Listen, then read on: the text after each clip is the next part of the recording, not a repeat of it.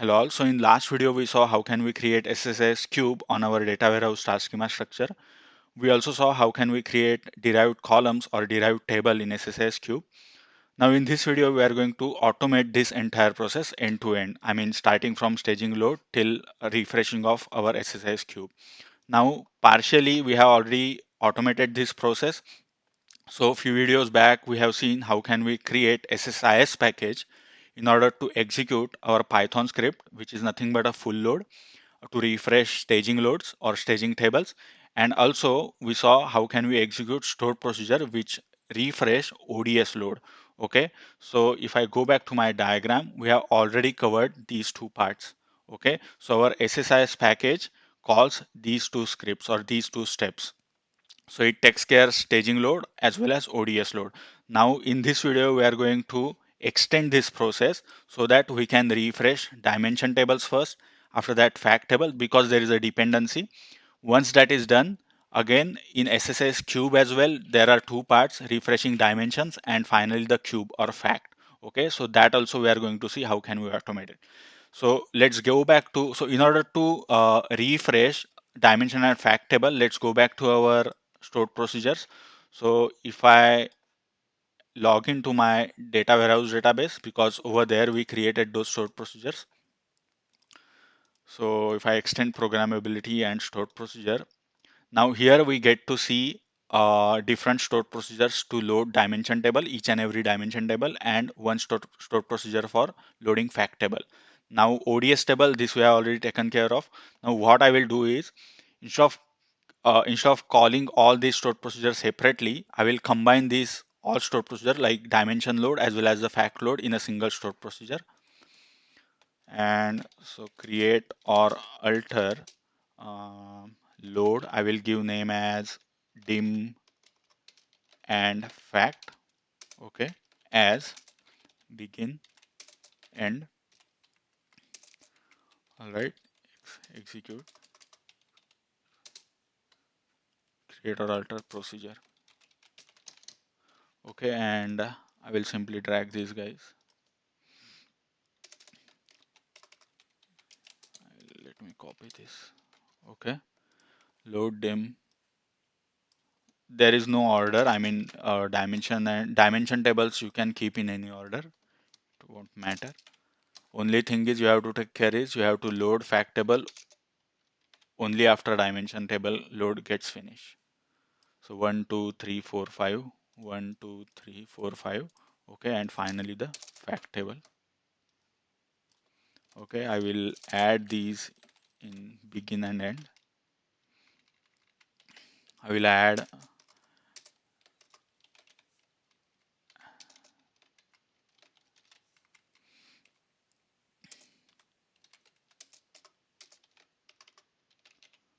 all right. Okay, let me execute this guy and select star from fact. So there are 107 records, and let's execute the stored procedure which we created just now. And after execution, still we are seeing 107 records, so it is fine. What I will do, I will add another task now. Since we have to execute stored procedure, I will add execute SQL task. And before that, what I will do, I will rename this. So edit, and I will give this name as load ODS to load ODS table. All right, and connection, it's the same connection, and SQL statement I will use this guy. So basically it will take care of both dimension and fact table. So I will give load dim and fact to load dimensions and fact tables. All right, once that is done, so let's execute this. Let's see if we see any error. So first, Python script should start. So it is getting executed right now after the OS and fact table. So there are no errors so far. Let's go back and check the count. It is still 107, which is fine. Now our next task is to load our cube.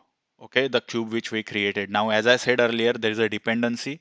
We always should load dimension tables first, or we should process. I'm not saying load. We should process dimensions in our SSIS cube, and once dimensions are dimension processing is finished, then we have to load fact or cube, actual cube. So there is a task over here on left hand side under common analysis service processing task. Okay, so what I will do, I will just add that task right now. Double click, and I will use process cube dimensions. All right, and so it has already taken care this connection, because only one connection. If it doesn't have, you can create a new one, but I am keeping that default one because currently my SSH service is or server is installed on my local machine only. So I will keep that as is. And oh, it got created another one, looks like. Okay, that's fine.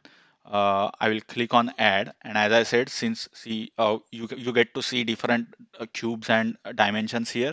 So as I said earlier, we'll first process all dimensions in our SSS cube. Okay, that is done, and after that I will add another task, and I will make a dependency here, and here I'll use same connection. I will add it and cube. So now I will select fact table. Okay. Earlier we selected dimension table. Now this time I am selecting fact table, and I will not change anything here. Let me rename it. So process cube fact. Done. And I will add dependency here also.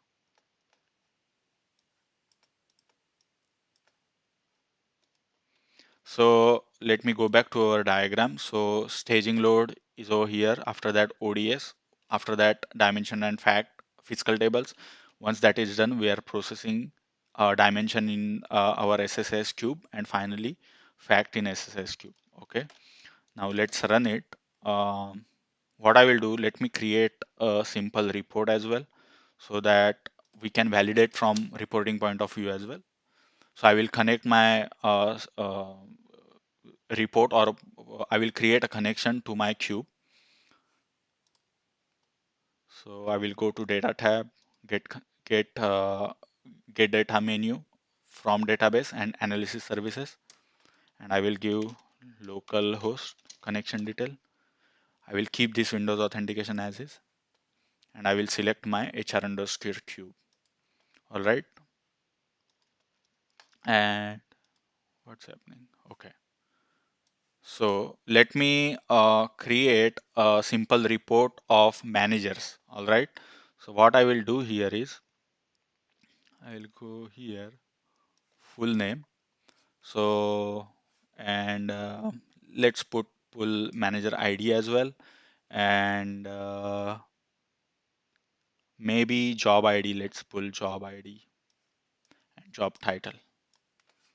Okay, and let me change this display. Okay. Okay, looks like this is not the correct one. So I should not involve job title here, because there is no join between job ID and job manager details. That job ID is linked only with employees. So I will remove that as of now. I will keep this as is. So how many employees we have right now? How many managers we have right now is like 18. All right. I'll keep this report as is. What I will do, let's run my run the SSIS package which we created just now. So it will execute entire flow, starting from our Python script, which is pulling records from our OLTP system till loading of our fact table. All right. So it is executing my, or it's processing dimensions right now, and yeah, everything is finished. So let's refresh it. There should not be any change. Yeah, there is no change. Okay. Come finish the refresh in no time, and there is no change, which is fine. What I will do is now, in order to validate whether entire process, entire flow is working or not, I will add some data in my source or OLTP tables HR database. So let me log in there, and I add the data in my transaction table. Now the transaction table over here is employees. I'll close this guy. All right, so let's add the data here. Insert into. I will add 3-4 records. So values, and so what is the maximum employee ID I have here? 206. So I will start with 207. 207. I'm keeping that primary key, so that's why I'm not adding repeating the employee ID. Okay, I'm giving my name Mahogate, and phone number I will keep like same. So the higher date, so the date I joined I started my first job was back in 2007 Jan 08. Okay, 8th Jan 2007. And job ID, I will choose the same job ID like I started in as a IT programmer. All right. And salary, I will give 2400, 2400. All right. Commission, I don't have any commission. Manager ID, I will keep this manager ID as 10. Let's take 103 only. Okay, let's keep 103. That's fine. Doesn't matter. And I will keep this department ID. I will also add details of my colleagues, so people who joined along with me. So let's say Sudhir.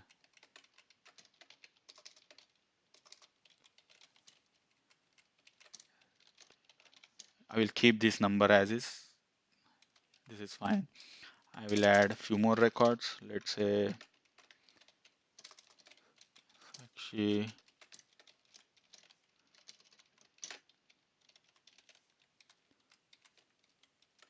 and the last record I will add. So I need to change this. Okay, so I should not give 107 first of all. Okay, yeah, 107 is fine. 109, 209, and 210. Amit.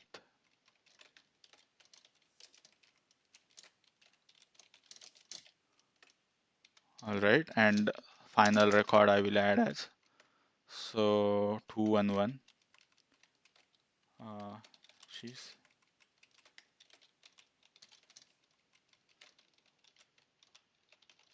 okay, and he joined afterwards. Maybe 2008 you can give. Yeah, that's fine. I will add, change the query salary as well. Let's say all right. So this is fine, and I will execute this. 2007, 2000, 208, 209, 210, 211. This is fine.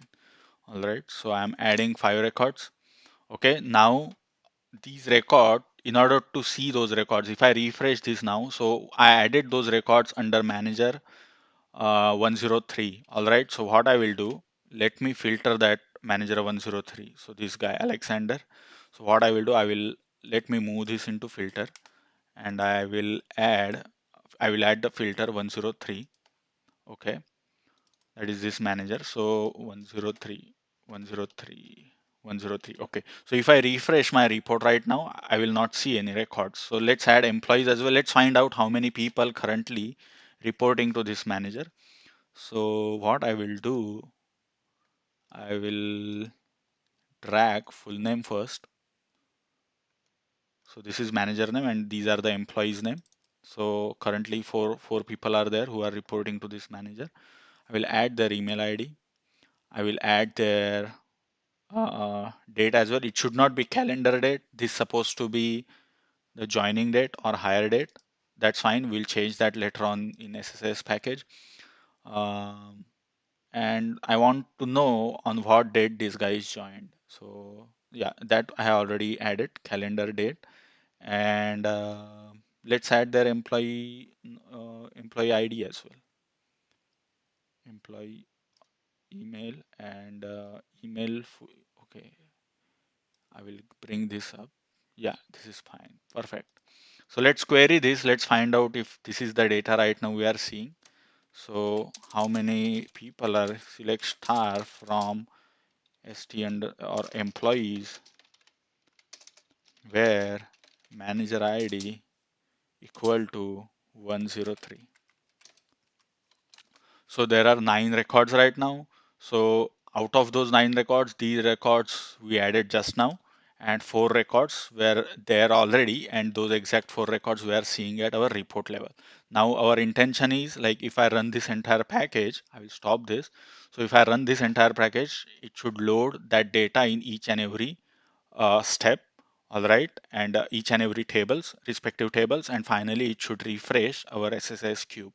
All right, and once it gets refreshed our dimension and fact, if I refresh this report again here, I should get to see all those extra 5 records which I added just now. So let's try that. I'll start it. Okay, it had started my Python load. Let's refresh. It will load records into my staging tables right now. ODS dimension fact, it's processing the cube dimensions. Finally the cube fact. Okay, it's done. All load is succeeded. If I go here, if I refresh, tada. Okay, so we got all our records. All right. So in this video we finished how can we automate this entire process. All right. In the next video, currently we are using this full load right now, full load strategy to pull the records from our transactional tables into staging table. So in next video, we are going to see how can we change this full load to an incremental load. Thank you for watching this video.